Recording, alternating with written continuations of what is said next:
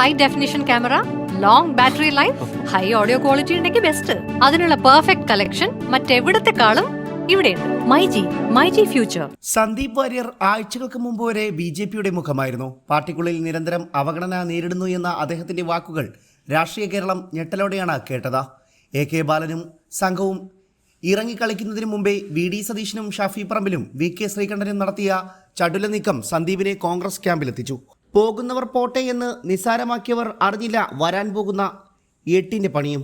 ഉപതെരഞ്ഞെടുപ്പ് വോട്ടെണ്ണുമ്പോൾ തന്നെ കാലിനടിയിലെ മണ്ണ് ഒലിച്ചിട്ടുണ്ടെന്ന് ബി.ജെ.പിക്ക് ബോധ്യമായിരുന്നു. ശക്തി കേന്ദ്രമായ പാലക്കാട് മുനിസിപ്പാലിറ്റിയിൽ പ്രതീക്ഷ വച്ച പല ബൂത്തുകളിലും പാർട്ടി തിരിച്ചടി നേരിട്ടു. 2021 നേടിയ വോട്ടിനേക്കാൾ വളരെ കുറഞ്ഞ വോട്ടാണ് ചില ബൂത്തുകളിൽ കിട്ടിയത്. മുനിസിപ്പാലിറ്റി കഴിഞ്ഞ് 3 പഞ്ചായത്തുകളിലേക്ക് വോട്ടെണ്ണൽ തുടങ്ങിയപ്പോൾ ഇതിനേക്കാൾ തിരിച്ചടിയാണ് കിട്ടാൻ പോകുന്നതെന്ന് ബി.ജെ.പി മനസ്സിലാക്കി. സന്ദീപ് വാര്യർ ബി.ജെ.പി നേതൃത്വവുമായി ഉടക്കി നിന്നിരുന്ന വേളയിൽ അദ്ദേഹത്തിന് പിന്തുണയർപ്പിച്ച് മുനിസിപ്പാലിറ്റിയിലെ ചില സ്ഥലങ്ങളിൽ ഫ്ലെക്സുകൾ പ്രത്യക്ഷപ്പെട്ടിരുന്നു. സന്ദീപ് കോൺഗ്രസിൽ ചേർന്നതോടെ ഈ മേഖലയിൽ വോട്ട് ഭിന്നിക്കുമെന്ന ഭയം ബി.ജെ.പി നേതൃത്വം ശക്തമായി ഏകീകരണ ശ്രമവും നടത്തി.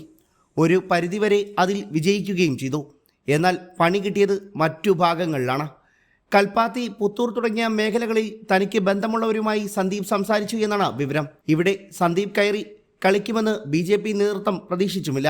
ബി.ജെ.പിക്ക് ഉറപ്പുള്ള വോട്ടർമാരിൽ പലരും വോട്ട് ചെയ്തില്ല എന്ന വിവരം നേതൃത്വം പരിശോധിക്കുന്നു. മുനിസിപ്പാലിറ്റിയിൽ ബി.ജെ.പിയുടെ അടിവേരി യു.ഡി.എഫ് ഇളക്കിയെന്ന് സന്ദീപ് മാധ്യമങ്ങളോട് പ്രതികരിച്ചതാ. കൃഷ്ണകുമാറിനെയും കെ സുരേന്ദ്രനുമെതിരെ കടുത്ത ഭാഷയിൽ അദ്ദേഹം വിമർശനവും ഉയർത്തി.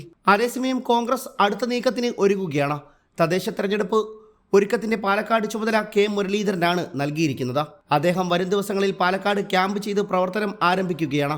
മുരളിക്ക് വേണ്ടി പ്രത്യേക ഓഫീസ് തുറക്കുമെന്നും സൂചനയുണ്ട്.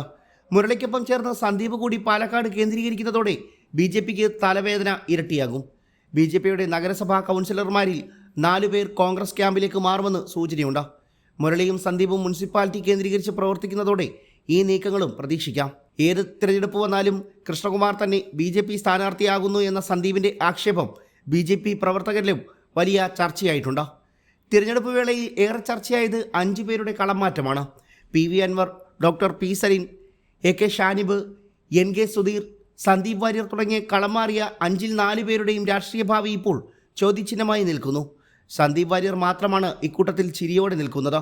സന്ദീപിനെ ഉപയോഗിച്ച് ബി.ജെ.പി വോട്ടുകളിൽ കൂടുതൽ വിള്ളലുണ്ടാക്കാനുള്ള ആലോചനയിലാണ് UDF camp. News desk one India. High definition camera, long battery life, high audio quality ഉണ്ടെങ്കിൽ ബെസ്റ്റ്. അതിനുള്ള പെർഫെക്റ്റ് കളക്ഷൻ മറ്റെവിടത്തെക്കാളും ഇവിടെയുണ്ട്. മൈജി ഫ്യൂച്ചർ.